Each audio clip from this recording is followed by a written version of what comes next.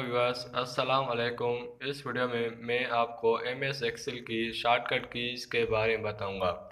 Shortcut keys results means in shortcut keys को apply करने से आपको कौन से रिजल्ट्स मिलेंगे, ये वो रिजल्ट्स हैं।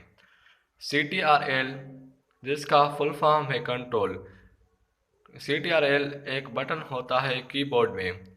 Ctrl+A select all, Ctrl+B bold, Ctrl+C copy, Ctrl+D change font size colour style, Ctrl+E align centre, Ctrl+F find, Ctrl+G go to an other page, Ctrl+H replace, Ctrl+I italic, Ctrl+J justify, Ctrl+K hyperlink, Ctrl+L align left, Ctrl+M set margin, Ctrl+N open new file new document, Ctrl+O open saved, Ctrl+P print document, Ctrl+R align right, Ctrl+S save file, Ctrl+T tab add character space, Ctrl+U underline,